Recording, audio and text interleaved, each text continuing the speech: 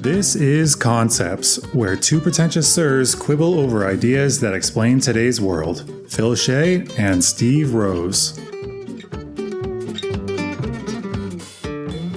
My name is Phil Shea. I am writing for makeaskillcheck.com, and you can find more writing by me at hittingeject.com. Steve? My name is Steve Rose, and you can find more about me at steverosephd.com, where I write about mental health and addiction. Today we have a special guest on. She is somebody that Steve and I are both a huge fan of. She has a YouTube channel, and I'll read her introduction that she provided me right here. Zoe B., she, her, is a college English teacher turned YouTuber who makes videos about literature, pop culture, and education. When she's not creating content for the internet, Zoe spends her time writing, playing video games badly, her words, and hanging out with her partner and their 75-pound German Shepherd. She also has 2 cats and a tarantula. We are talking today about her video on pain and whether it's good or bad. It's a response video to PragerU, who will probably come up a number of times. Prager is just straight up propaganda. There's stuff that's directed at kids, pretty disgusting. Anyway, I'll link that in the show notes. And now, on with the show. Welcome to Pros and Concepts. Welcome. Thanks, Steve. Today we're going to be talking about pain, and we have on with us our special guest, Zoe B. Hello, hello. I am happy to be here. Good to have you. We are happy to have you. Steve, you've been digging into the research there. Do you have a definition of pain so we can start it off? I think we should just keep it simple. Just physical or mental suffering, to put it the most simply. Zoe, would you have a different way of defining it? I think physical and mental suffering I think that covers all of our bases pretty much. I think that covers a lot of it, yeah. So Zoe, you came up with quite the analysis on the politics of pain, and it was a criticism of, I always say it wrong, PragerU or PragerU or... I think it's PragerU. I've heard some people pronounce it Prager, but right. I'm pretty sure it's Prager. Right. Yes, about Dennis Prager, that wonderful human being. It's his fake university that he just posts his propaganda on YouTube. So yeah, it's in response to that. Yes. Yeah, and your video is quite the articulate analysis of how this PragerU video on the politics of pain is quite off base. And I believe after watching that video is quite the mischaracterization of left politics. And so where did you want to start, Phil? I was just going to ask Zoe if she wanted to recount anything she said in her video. We'll link it as well, but just to start off, we can go from there. Sure. Sure, I would be more than happy to, but let me briefly look over my script again so I remember all of the things that I said. It's been a bit, for sure. It has, and I rewatched the video the other day, too, in preparation for this, and it's still, all left my brain. I can relate after writing almost 100 articles on my website, and somebody's like, talk to me about this topic that I've written, a huge article on. I'm like, I forget. I know nothing about the topic. Refer to my article. Yes. Yeah. Past Zoe knew what she was talking about. Yeah, so in the video, I talked about a specific community post that I saw on PragerU's YouTube page. And the community post is a poll that was asking viewers whether they agree or disagree that, quote, most of leftism is an avoidance of pain. So essentially, I broke down what they were asking because a lot of those words in that question are pretty nebulous, and, they arguably leave those terms vague and undefined on purpose so that you can answer it however you want. And so I broke down the question, tried to figure out what that question even meant, and then talked about what I see as the difference between how people on the left see pain versus how people on the right see pain. And just sort of dove into those kind of political and philosophical and a little bit of the, psychological context. But I know that that's, you two are the expert on that. So we can talk about that a little bit more later on if you would like. For sure. And so you were reacting to, I guess, the characterization that the left believes that is really characterized by pain avoidance, just generally. Yeah. And that the left is too pain avoidant to recognize reality for what it is, and therefore has to construct all of these narratives to avoid pain because they're too sensitive and especially snowflakes, what have you. And so what was your kind of response to that in terms of what the left is actually about versus what it was being characterized as? Yeah, so I think that the left is more focused on structures and systems and groups of people, whereas the right is more focused on kind of individuals. And so if you take the conservative position and think of all kind of social issues in terms of individuals, then it sort of makes sense that, pain is sort of a not only necessary thing, but a good thing because, as you know, growth as a human being kind of requires pain. Growth is a very painful thing. And if your political and philosophical ideas are based on individuals, then pain is good because it helps individuals do things, and individuals have to overcome pain, and without pain, there can be no growth. But if you're thinking about things in terms of systems and about how, these overarching structures can potentially negatively affect groups of people, then no, we should be fighting against those systems that are causing pain to people and maybe, quote unquote, avoid that pain. Right. Love it. To extend that further, the right does view pain in terms of more personal levels, but it seems like they also extend it to corporations a lot of the time, like the corporate personhood. Because I was just actually having a butting of heads on Reddit just before this today, because there was an AMA and Ask Me Anything by a company that makes e-bikes, and they would only answer very specific questions, and most of the ones that were voted were not getting responses from them at all. So it was pretty clearly just a really bad PR stunt, and people were calling them out on it. And there was this guy that I was also calling them out on it, and this guy got mad at me for trying to hold them accountable for that, because we are the product on social media platforms, and marketing to us is how they make money. So this is just how it is. If you don't like it, go make your own social network. So it's okay. But the thing that I think that they don't like is when you use your personal agency to change systems or corporations. For some reason, that's where the pain of having to fight against a giant monolith is somehow not legitimate pain, or it's just whining too much. What do you think about this? I think that that's a really interesting question. I think that it really comes down to sort of the, status quo and the pain, if that's the word that we want to use, the pain that we feel or go through when we are fighting the status quo is, like you were saying, it is sort of invalid pain because we're going through pain for bad reasons. I guess that's sort of my interpretation, is that if you're trying to change things that shouldn't be changed, then you're going through pain for no reason. So it's pointless and therefore bad and useless. Right, because when you look at a lot of activism, it doesn't look like it's the most comfortable, cushy thing. You're out in the streets, in the elements, kind of being gassed by police, and it doesn't... Getting ridiculed by the media as well. Yeah. So it's multiple forms of pain, physical, social, emotional. Right. And as you said, it's kind of invalidated because it's superfluous. You shouldn't be doing it in the first place because this thing is not a worthy cause. There's a contradiction in there too, though, because it's pain is inevitable. So I guess that's where they would apologize it. But pain is inevitable. Life sucks. And if you're too weak, then, go away, basically. Social Darwinism, essentially. Inflicting more pain on yourself is therefore just a fool's errand. And changing the system, I guess, is probably going to lead to a worse system overall. It seems like they think it's hard-won benefits we've got, and we shouldn't give up what meager amounts we have because this is the best we're going to get. Yeah. I like your distinction there between the individual. The right is focused on individual pain is necessary, and you accept that point. And that's something I wanted to ask you about. It looks like you really have accepted that that's a valid thing. And despite that being true, we should still try to minimize collective pains. And I guess just if people are not kind of familiar with, sociological perspectives or activism, what types of collective pain are you referring to? What are examples of that specifically? I mean, I think there's, sort of an infinite number of those: systemic racism, sexism, transphobia, all of those. But also, I think class struggles as well, systems that are built to keep rich people rich and poor people not rich. I think all of those are things that target entire groups of people and keep them down and keep them going through pain because it benefits the people at the top who are keeping those systems in place. Right. Yeah, for sure. Somebody teased apart stress. And I think it's very useful because I think this is one thing that Steve and I have been throwing back and forth about, where the left and the right kind of go astray. I think the left likes to remove unnecessary stress. It's trying to remove the distress and can go so far as to maybe remove sources of any stress, which means it might stop some amount of growth that comes with that. Whereas the right, I think, focuses way too much on the eustress part of it, saying that basically it's a mindset. You should just pick yourself up by your bootstraps, the impossible act, and just reframe everything as a growth experience. Because I guess maybe their problems have always been things that help them grow, maybe. I don't know. For sure. I like that way of looking at it. And I know in your video, you actually say you're not a big fan of the bootstrappy philosophy. Yeah, that's putting it lightly. How would you put it less lightly? Yeah, I think it's full of shit. I don't know if you guys can if I'm allowed to say that on this podcast, but go for it. I held back just to be polite.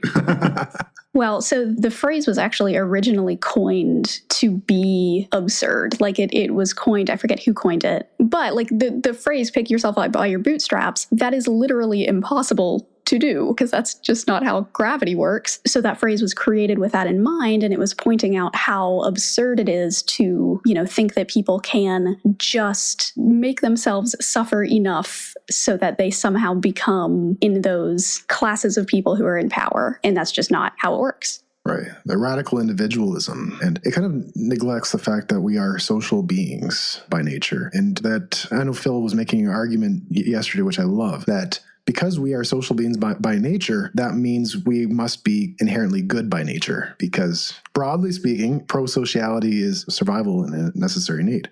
It's funny that you bring that up because there was, in preparation for the video, I was watching some other PragerU videos just to try to get a sense of like what PragerU meant when they were talking about pain in that post. And one of the videos that I watched was an interview that Dennis Prager did on a different podcast. I was never able to figure out what the podcast was, but regardless, Dennis Prager was talking about pain, and he was talking about this, idea of like individuals. And one reason why he sees that they are avoiding pain is because they believe that everybody is good, and they believe that there is this like inherent goodness in people. Therefore, this ideal, ideal of a painless world is possible to leftists. But he takes this stance as a much more realistic approach where no, that's not true. What is actually true is that people are bad and flawed, and therefore pain you can't avoid it. It is inherent to the human condition because we are all flawed and,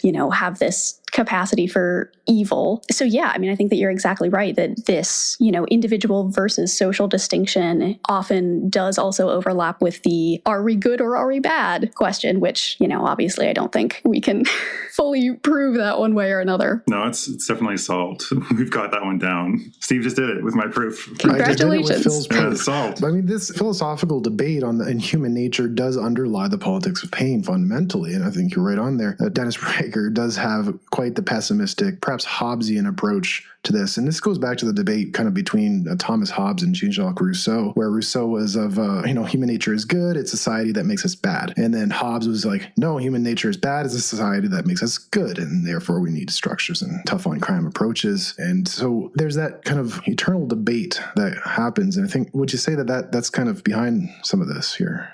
Oh, I think for sure it is. I think that does kind of underlie a lot of political arguments. If you strip everything back to its most base components, I think that is often the question that you're left with.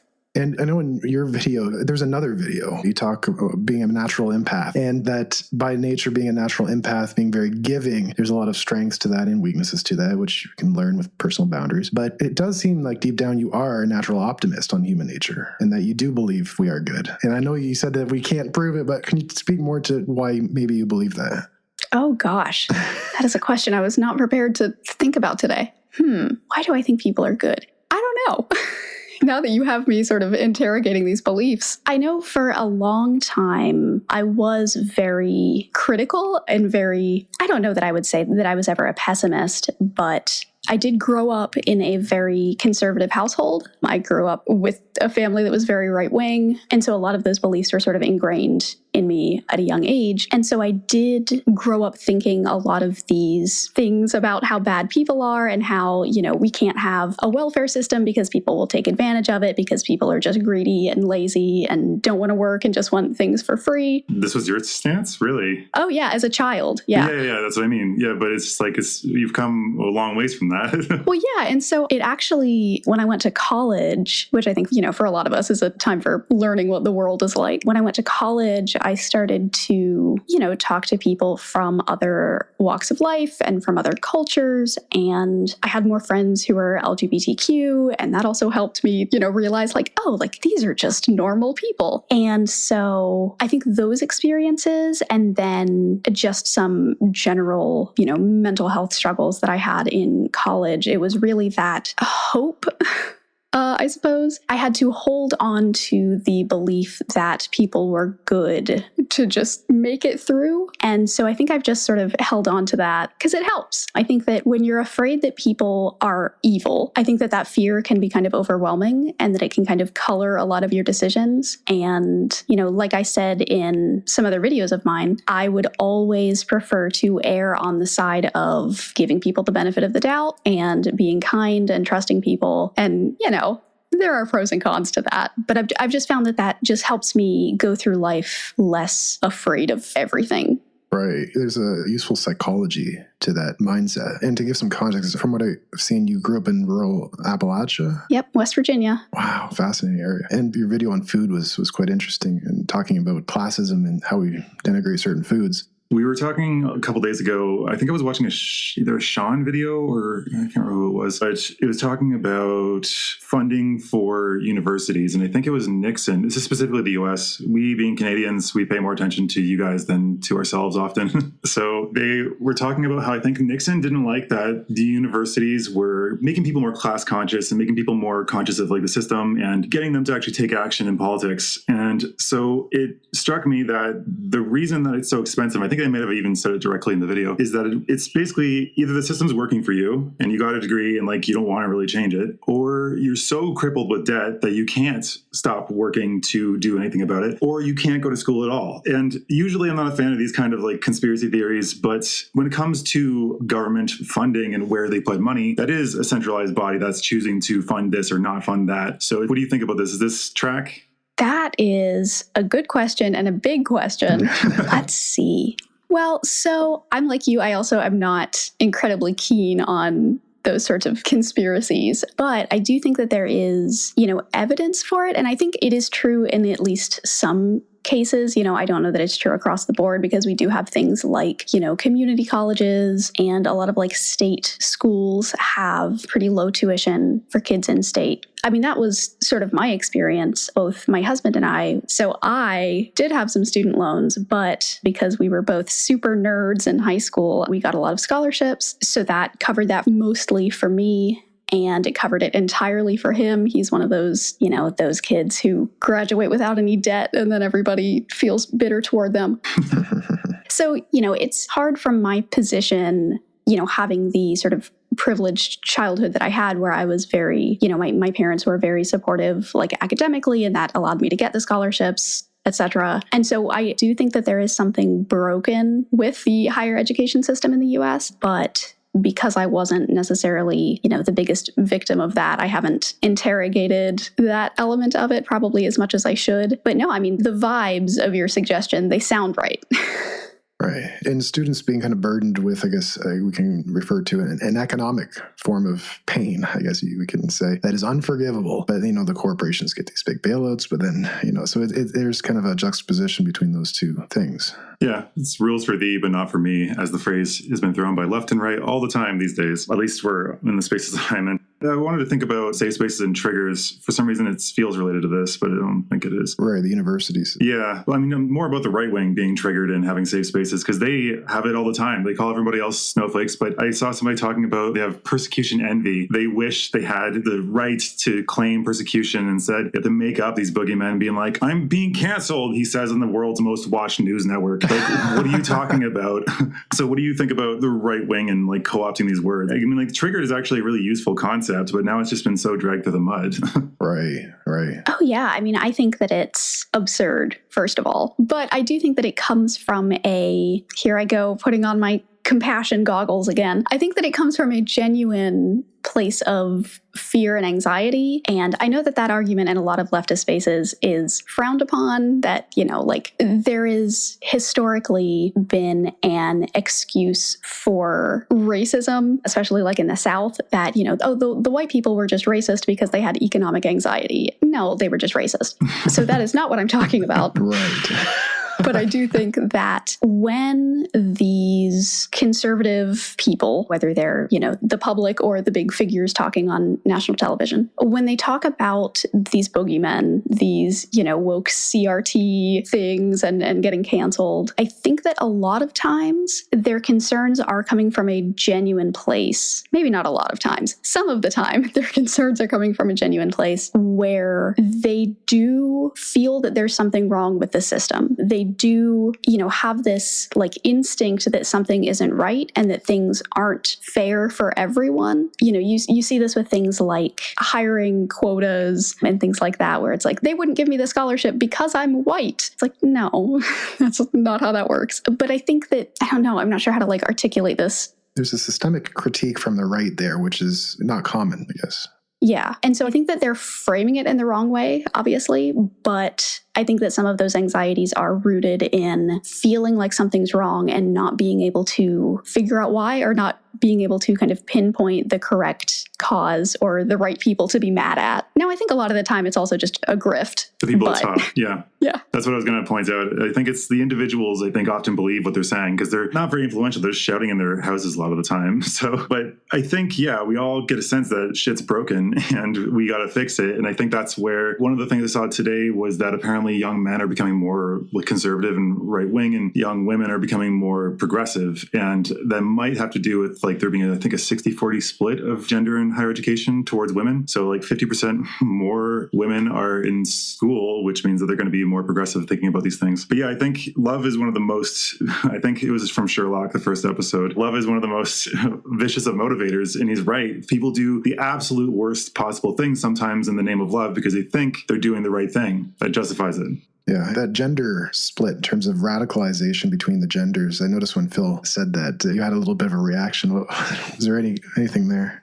Is there anything there? Anything That's a good question. There's a little bit of a... Well, so I do genuinely think that it is an issue. I think that a lot of young men are very bitter about it, and justifiably. Like, I get it. You know, they feel like they have to fulfill all these roles, and they feel like they have to be the breadwinner, and they have to work, or they're the ones who can get drafted, etc. And it is a lot of pressure. And I think that higher ed should be more equitable across the board. I think that will solve a lot of problems. And I think that that would also help this frustration that a lot of young men are feeling. And I'm not saying, oh, why don't we give the boys a chance? Like, you know, you understand what I'm saying. Exactly. Yeah. But I think that if we solve a lot of the bigger issues, then that issue will be solved as a result, if that makes sense. Right. Yeah. Thinking about this, we've talked about this a couple times about how like men's problems become everybody's problems, and men are often tools for politics. So in this situation, there's a golden opportunity for these grifters, as you called them, and I agree, that they can find these unhappy, like basically underemployed, undersexed, undermotivated men can be polarized to do a lot of shit when you can paint a target for them to run at because they're looking for something, basically. And I think that's where a lot of like nerd culture, which is, I know you dabble in that as well, has a lot of that, because I think that's a space that they felt was theirs and is being encroached upon, which it's like another thing that I had when you were saying that last piece was that basically an evening out of society will always feel like an attack on the privileged because they will feel they're losing, where it's like, no, we're trying to make it so that everyone's got it good, not just you. But back to the nerd thing, I know I'm meandering around. What do you think about that? As like the reason they're so vitriolic and possessive is because it's one of the last bastions they feel of having actual control and power in their life.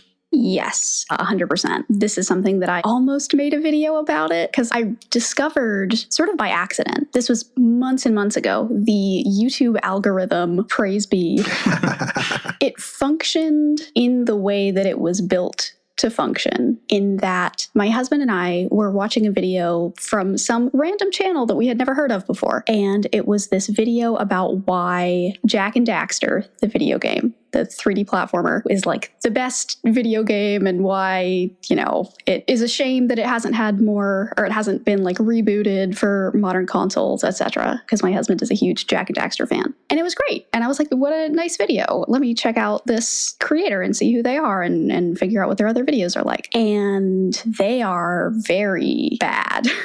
Not in their quality necessarily, like they're fine. He just does video game reviews. But a lot of his other content is, this video game is woke because it has a woman and, a black person as the protagonists. And it's like, that's interesting. And so I ended up now being interested for probably the wrong reasons. I ended up watching some of this creator's videos just to try and understand that issue and understand, like, okay, what is the real issue here? And they don't always say the quiet part out loud, but sometimes they do. And that's when it's fun to catch them. But this idea of, okay, why do these people, meaning young white guys, why do they feel like video games and TV shows and movies need to be white and male and straight? Why does it feel like an attack on them anytime that there is a, person of color or LGBTQ person in these pieces of media? And I did a little bit of a dive, not a whole bunch, because again, I didn't actually make a video on it, mostly because I didn't want to give this person any exposure. But yeah, I mean, this idea of like nostalgia and this, what I think is a false nostalgia that these people have, where they believe in this fake,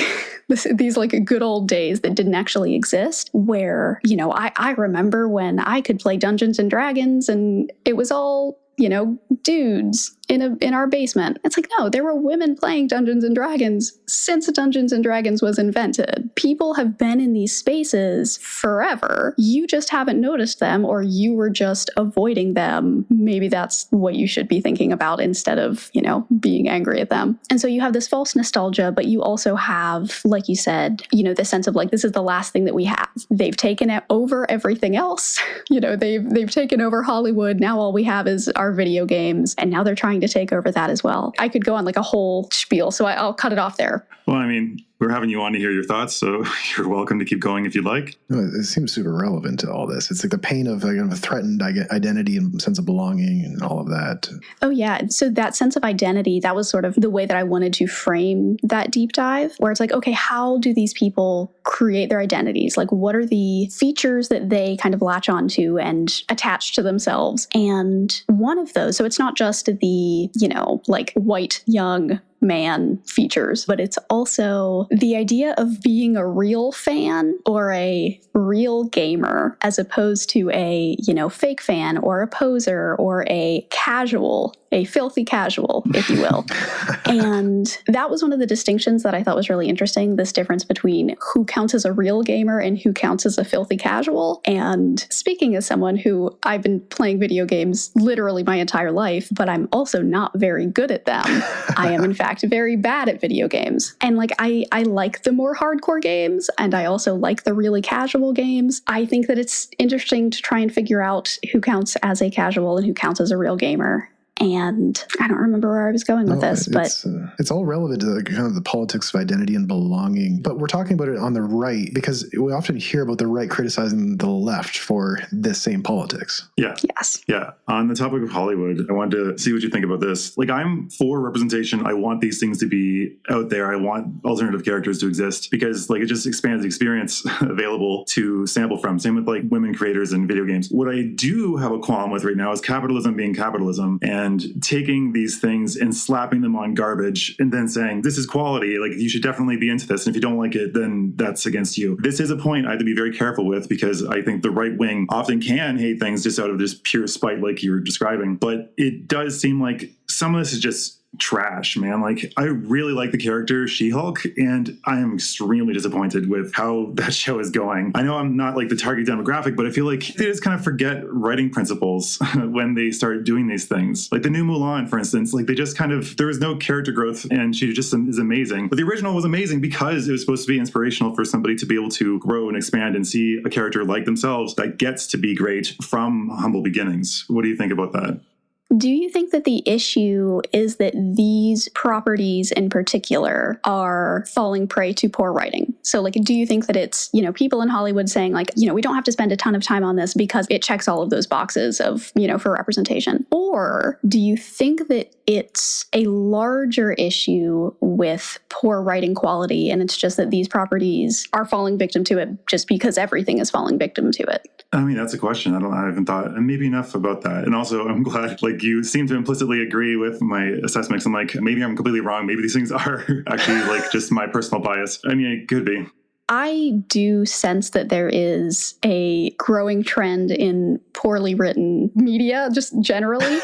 I recently been rewatching Breaking Bad because I just finished Better Call Saul, and then I was like, oh, you know what? I should rewatch Breaking Bad just to piece everything together again. Infinite loop. And yeah, that's how they get you. Both of those shows are incredibly highly rated. They're really well written. I mean, they're not perfect by any means, but they are, I think, really great writing that is also really accessible. And it's so frustrating to see what media can be and then see what it actually is. And because my husband and I have been watching Rings of Power, which I think it's great. Again, not perfect, but I think it's pretty good. So we've been talking a lot about Lord of the Rings and the Hobbit films, and he's been listening to the audiobooks, the Lord of the Rings audiobooks as well. And so we're getting just all of these different versions of very similar stories, and we get to see which ones do it well and which ones do not do it well. And, I think that there's just this larger trend of things not being written well because there's a lot of causes for it.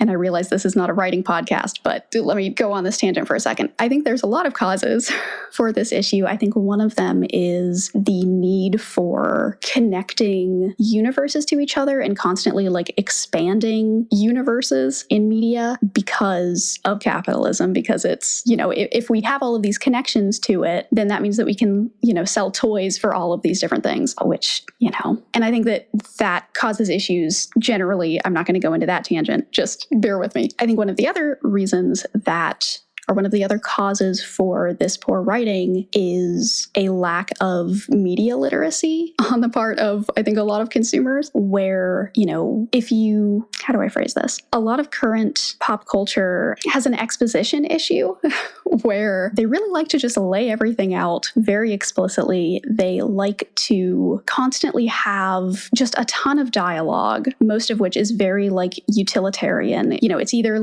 progressing the plot or being a funny quip, and there's nothing else that exists as far as dialogue goes. The way that things are shot and edited is very utilitarian. There is a lack of artistry and patience and a lack of appreciation for silence and giving the audience room to think about things. And I realize this all sounds very pretentious, but I think that is the issue. And I think that it is a larger issue, and that, a lot of these diverse pieces of media, if that's what you want to call them, are just falling prey to this larger issue.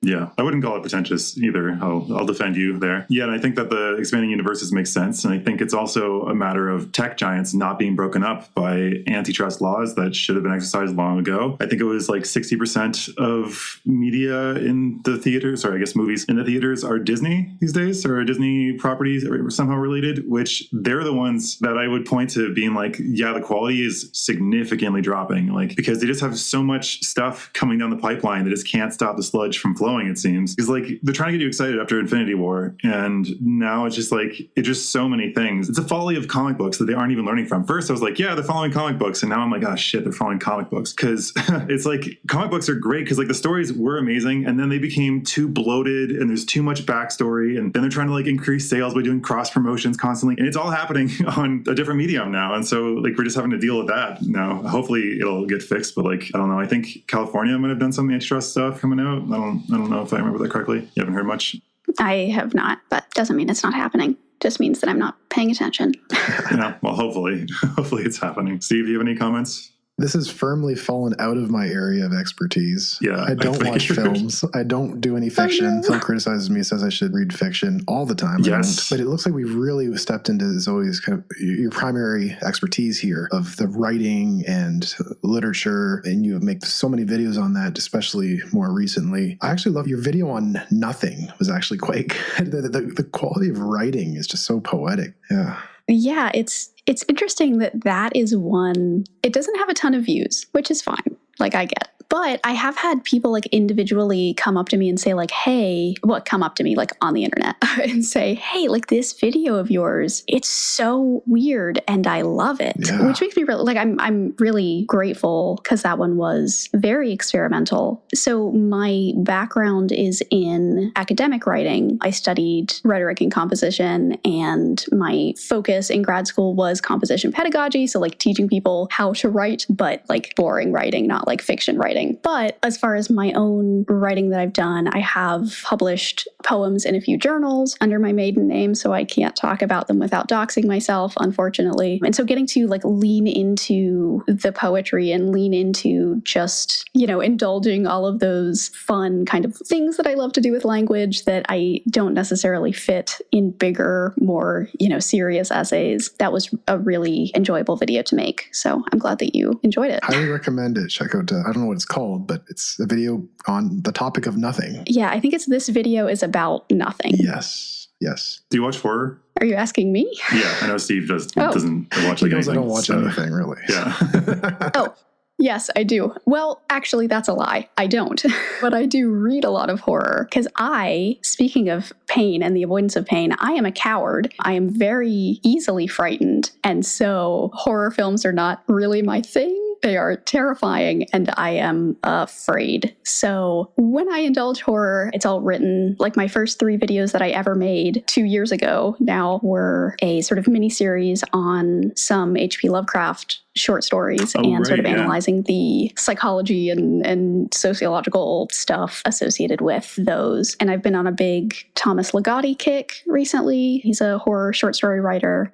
Like, it sounds like we've kind of made the connection between pain and literature in many ways, because horror, and particularly the visual depictions of horror, is so much, as Phil and I were talking about recently, we just hate the blood and gore and pain focused horror. We like psychological type of horror, like the absurd kind of horror. Yeah. I actually make a distinction because I've seen this conversation a bit online between horror and terror, because I think they should be different, because terror's goal is to make you scared, whereas horror is supposed to be like Lovecraftian, where like you come across something that's just so unfathomable and disgusting and shouldn't exist. That's like horror to me. So like Steve likes the really disturbing stuff. Like some of it I can't even watch. Just, it's not scary. It's just like, oh God, this is so uncomfortable. Like, are they actually going in that direction? Please stop. That's just torture for me. Like Happiness, I think, was one of the movies. It's just like suburban horror, I guess, but it's not. It's a comedy, but it's absurdly horrific for some reason. At best, yeah. I guess the reason I brought up horror is because there's a movie called The Night House, and it has this kind of mystery going on about like what is actually happening. And like there's this line in it that keeps recurring that's like nothing is after you. So like this video is about nothing. It's like a kind of play on that, but it's lost because nobody knows the movie. So I probably shouldn't have returned to it. So I do think this is something that you have touched on a couple of times now, and so I want to talk about it. You were mentioning that when we're talking about pain, both the right and the left have some issues with how they talk about it and how they avoid it. And I want to connect this to literature, because you were talking about how horror is connected to pain, just sort of like intrinsically, I think. And there is a current trend in literature and social media where a lot of people, particularly on the left, they take this avoidance of pain to an extreme. I believe this is a hot take. A lot of people disagree with me. So they take this avoidance of pain to an extreme. And what that entails is also wanting to avoid anything uncomfortable, anything subversive, anything dark or morally ambiguous, often in literature. And literature, of course, here means like books and movies and TV shows, all of it. And I do see that as a trend that is happening. which I don't think is a good thing. And I think that it is a way that this avoidance of pain can go too far because, I really like nice stories. I really like stories that are happy. I really like, feel good movies. Like I just recently rewatched Everything Everywhere All at Once and what an incredible film. It makes my heart so happy to watch that film. But I also recognize that if all of our art is just good and happy and joyful all the time, it's not actually doing anything. It's not actually pushing any boundaries or challenging anything. And I think that that's one of the purposes of art is that, at least some of our art should do that. And I think one of the best ways to do that is through uncomfortable things and dark things and, stuff that pushes boundaries. So one of the punching bags for this trend has been Game of Thrones. Now, I think Game of Thrones is fine. I don't really feel strongly about it one way or the other. I read the books, at least all the ones that are currently out, and they're fine. I feel pretty not super strongly one way or the other. But Game of Thrones, the TV show, was a punching bag for this because a lot of people who, are part of this trend, they say that showing any violence toward women, any sexual violence, the amount of just physical gore in that show, the fact that, there's not really anybody who's good. Grimdark. Yeah, it's the word they use. That is, yeah. And on the one hand, I understand where they're coming from. I feel very strongly about sexual violence on screen. That's why I haven't watched Westworld, because that's just not something that I like to engage with. But I don't think that that means that that art is inherently bad or evil or should be condemned. And so that is one place where I do think that people on the left can kind of overdo it a little bit, is when they take these standards and they apply them to art and they say that all art should be, one thing. And because if all of art is one thing, then what's the point? Yeah.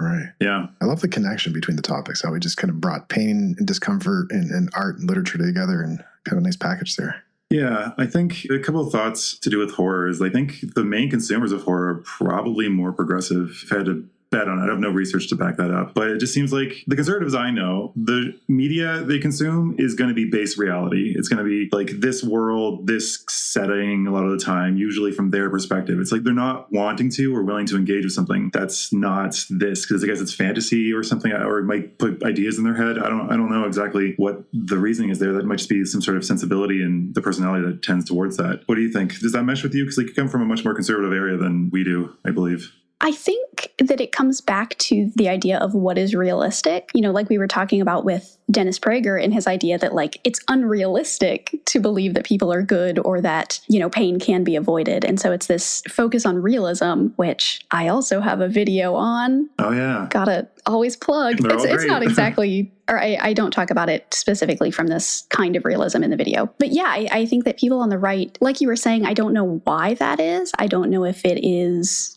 a sort of causal relationship or if it's just, they happen to believe both of those things. But I do think that people on the right do focus more on what is realistic and what is, the hard truths that you have to just accept. Though I do notice that these days, their safe spaces tend to be things like ethnic enclaves, stuff like that. And they think that the censorship of words is only a left thing because of the trend you're describing. But they are literally burning books in places in the States right now, in protest about CRT or trans stuff or whatever the moral panic of the day is, basically, which will be a perpetual panic. I think it's going to be the war on terror, just rolling panic about whatever they can find. But I think, and I don't want to both sides of that, because both sides are dealing with books in ways that we probably shouldn't, because that's not great. But when it comes to the left overreach, it's it's harder to get, but you can still probably find it. Whereas the right, I think it goes a bit more fascistic, where it's they want their propaganda and nothing else. They don't see it as propaganda because it's their viewpoint. But Steve, you want to make a comment? You, I think, were talking about how that sort of censorship can end up not giving exposure to certain things, making it anti-CBT, kind of like Jonathan Haidt area. Oh, kind of the debate Jonathan Haidt had about trigger warnings and safe spaces in universities. And he, being a psychologist, is arguing that these things are anti-psychological or cognitive behavioral therapy because it's condoning avoidance, in the same way that if you were doing therapy with someone, you wouldn't kind of hype up oh, this thing's going to be really bad.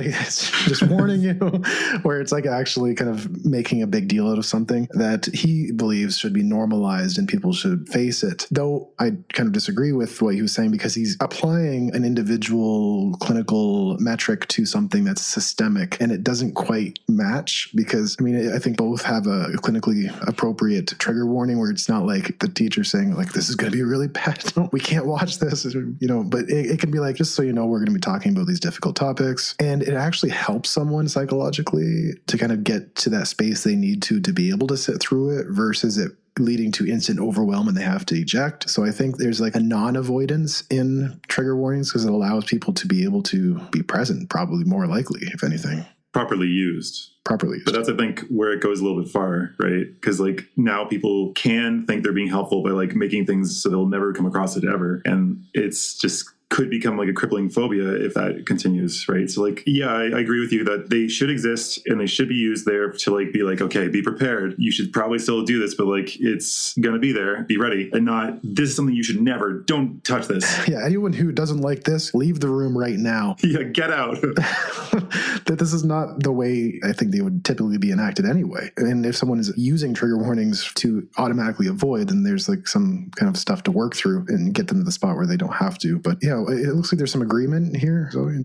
Yeah, I mean, I think that what it really comes down to is giving viewers or audiences a choice. They can decide whether they want to engage with it or not. It's always funny when I do content warnings in my videos, because at the beginning of videos, whenever I'm talking about super heavy stuff, I give a content warning because I think that that's, I don't know, it's not a lot of extra effort on my part. And I figure it can, potentially help some people. So yeah, I just do it. And it's funny, the number of comments that I get from people who are upset that I even included a content warning in the first place. They're triggered by content warnings. Yeah. Triggered by trigger warnings. Yes. And it's just so funny that like they're upset by the existence of content warnings and yeah. Just like the fact that I feel like I need to do it, I guess. I don't know. I don't really understand where it comes from. Signaling. I just find it very funny. Right.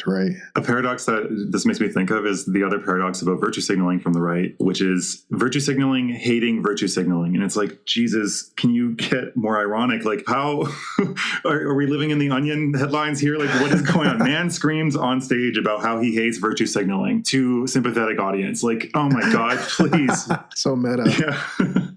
So the content warning is giving your audience a choice. I like that. And that's the way I was referring to it in terms of prefacing any lectures or other content with it. It's giving the individual a choice and even mentally preparing them to be able to perhaps sit through something that could lead to instant overwhelm if they weren't prepared for it. And if there's a problem with being able to face it and there's a real avoidance pattern, that's something for them to work out in their own therapy individually, not, the creator's decision of my audience, I'm just going to throw it at them, whatever happens, I mean, I agree. These are the best form. It's just that presumes people have access to therapists and actually be able to work through these things. Because like what we're dealing with is like, I guess the part where the rubber meets the road is that people often don't have those things. And so we have to trust them to be their own judge of these things. But like we do often go astray because like I was saying, like people can become completely phobic in this avoidance. Though I think in general, it's still best to have. I think that's just being respectful. I don't know. I don't think there's a real solution other than make mental health more widely available, make public funding for health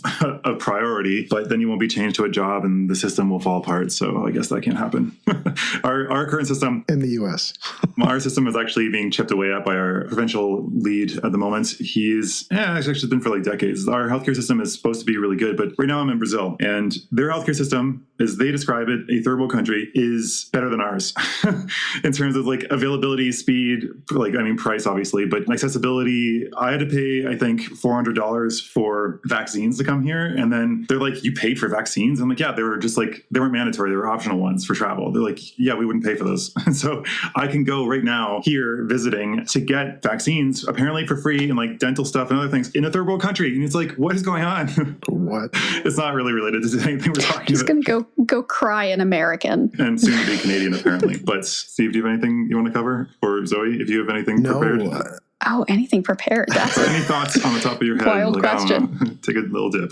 Well, so this might be a whole, like, too big of a can of worms, so let me know if it's too much. But as we've been talking about content warnings and access to mental health care, it makes me think about the way that the internet reacts to self-diagnosis, and also just the way that the internet reacts to people who struggle with mental health issues. There's a tweet that I saw recently that essentially was saying that people love to say that they are accepting of people with mental illnesses, but like what they mean is, this stuff that's easy to hide is what they're accepting of. It's the stuff that sucks, those parts of being mentally ill that are really awful and, can really disrupt your life, that like people aren't incredibly accepting of those, even if they say that they are. And so I wonder if there's something there relating to pain as well. Right. Socially acceptable forms of pain. Yeah. Yeah. Makes me think about invisible handicaps or disabilities. I don't remember the right word at the moment. Because like I've seen videos of people flipping out at people parking in the specialized spaces, the dedicated spaces. And it's like, they're saying, no, you're not, you don't have a problem. Like, and they're like, I have a form right here. And who are you? You're not the police, go away. But they are acting like policing these things, gatekeeping spots. And I think mental health is even more so in that vein, because being mentally unwell can often present as being a dick, and people can't tell the difference. And it's like they could be like dealing with a lot of shit at the moment, and you just come along and you're like, hey, you dropped this or like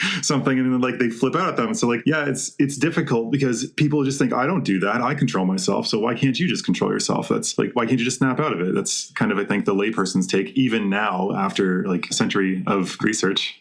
I mean, there's also like the other side of it too, where it's people who, I don't know of a better way to phrase this, but people who some would argue are using their mental illnesses as an excuse. And you are the experts here, but I know that there was recently like a wave of like kids on TikTok who were saying that they have like dissociative identity disorder, and like that's why, they do XYZ. And it's like, no, you probably don't. And, it's very like squishy territory, but like as someone who I had an adult diagnosis of ADHD, and I'm still like, I mean, this was, 4 or 5 years ago now, but I'm still kind of learning coping mechanisms and ways to kind of solve problems in a way that, works with my brain rather than against my brain. And it's been hard for me personally to find that line between understanding that my brain works a certain way, but also understanding that like I still need to like function as a human being. And like, it doesn't matter if I have executive dysfunction, I still need to put the laundry away. And so it's that I think sort of connects it to the avoidance of pain, where it's like, are people, are they making excuses for things just because they like for legitimate reasons, or just because, they want to avoid the pain of like being a person, because being a person is hard. Kind of thing? Yeah. I don't know. I'm not sure. Again, these are all like very squishy questions, but you're the psychology experts here. I think you're certainly onto something. It's like from a trauma-informed perspective, it's not your fault that you have this and or what happened to you to create this, but it's still your responsibility to do something about it. In the same way with any physical illnesses, we would expect the same thing. It's not your fault that if you've gotten some kind of diagnosis physically, and now if you're not going to, with politics of healthcare aside, there's a problem of access. But if you're not trying to do something about it, then that's a problem. And so I think you're right on there. One thing I came up thinking about this was a problem I've posed to people across the political spectrum just to gauge reactions. Because like in Canada, we actually had like recurring funds basically given to citizens during the pandemic. And it depended on circumstances or whatever else. But like one person I was talking to was talking about, and this is how I came up with the problem that I asked them. He was saying that people were gaming the system and getting lots of money and blah, blah, blah. And so I was like, okay, like here are two options. Do we want to make it so A, everyone who needs help will get it, and they can, like business owners, average people, mom and pop, everyone else. But there will be a small percentage of people who are going to be gaming the system and getting it when they shouldn't? Or do we want to make it so that not everyone gets what they need? Most of them do, but there won't be any free riders. And I think that usually gets a lot of conservatives to fall on the side like, we should probably just accept there's going to be a little bit of waste. Like most of the ones I've talked to have been like, yeah, when you put it in concrete terms, I think a lot of leftist stuff is just really bad in marketing, man. Like we haven't gotten the emotional notes down. And it's like, we agree on a lot of stuff. It's just how to get there, like how we're framing it. Like Fox News and the right wing, really good at hitting those emotional points, really just beating the shit out of them constantly. And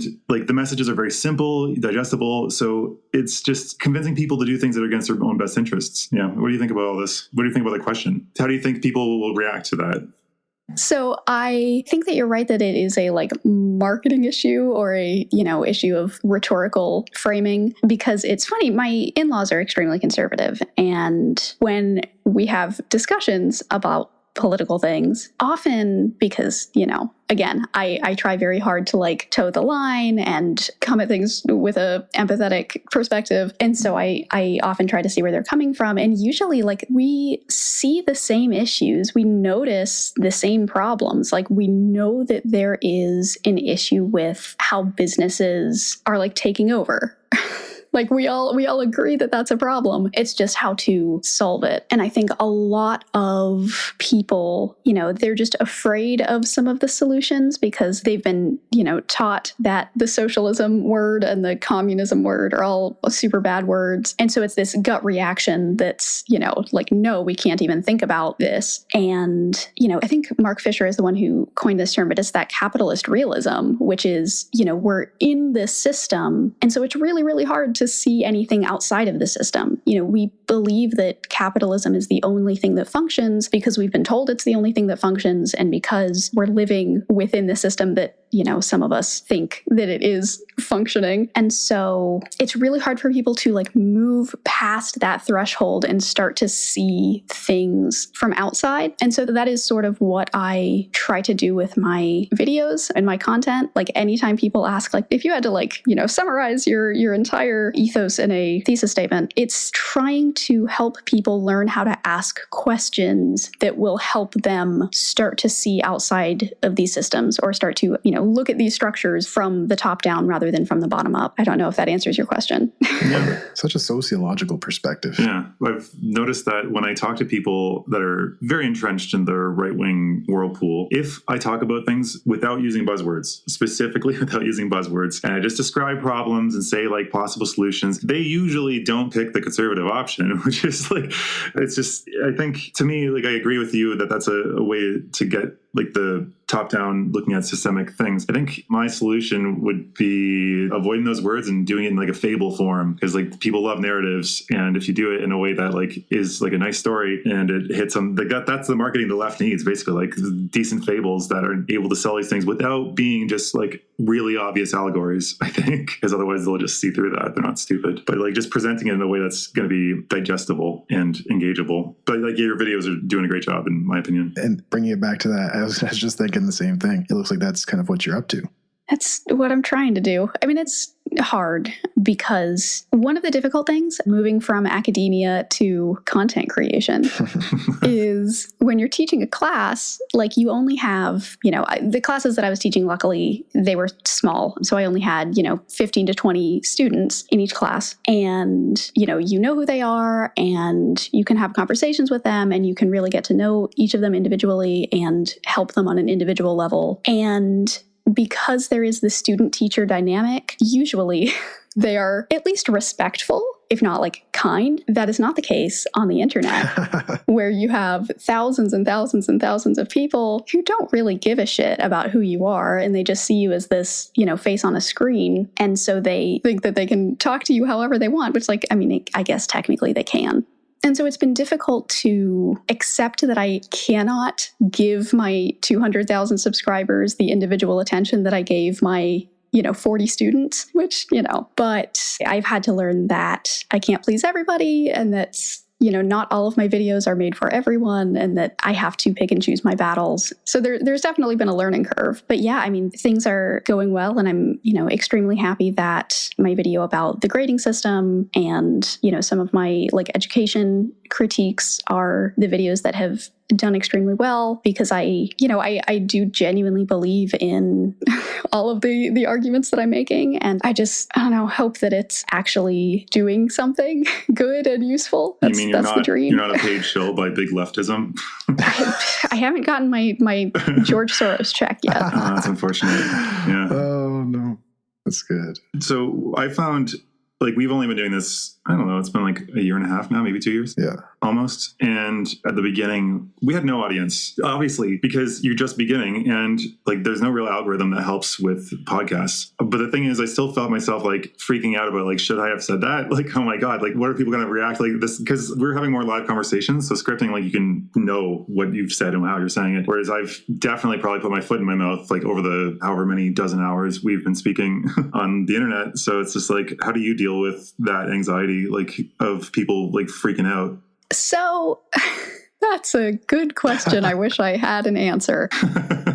It's hard. I mean, I've been doing this. This month is 2 years. I released my Lovecraft videos in October of 2020. And I have only just now, like just in the past few months, learned how to not read all of the comments. And that has helped a ton. Like I used to only read comments for a few days and then I would stop. And now it's gotten to the point where like I read comments for the first hour or two and then that's it. And I just forget that it exists. And like I don't look at analytics and it's so freeing. And I also like I recognize that is, you know, I am extremely lucky in my content creation journey that I am doing well enough that I can afford to like not really care. Because at the beginning you have to and you can get kind of obsessive about it. And so, you know, I think worrying about what I say and how I say it is a similar concern. For me, a lot of it is the like technical stuff because again, like the writing I can do. I've been writing for my whole life, but editing videos and getting lighting to be good and like audio quality, like all of that is so alien to me that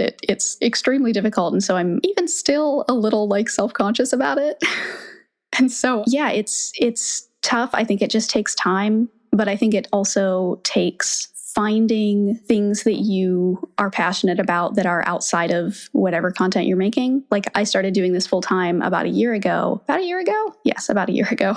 And so one of the things that I have that I focus on is my family and my pets. And we just bought a house. And so Congrats. That's been like wild. Thank you. It's been a whole thing, genuinely too much to go into. And so really like putting energy into something creative or something that you care about that has nothing to do with the content that you make, having that clean separation between the two, that also has really helped because then, you know, you don't get all of your self-worth from what randos on the internet have to say because that's unhealthy and dangerous.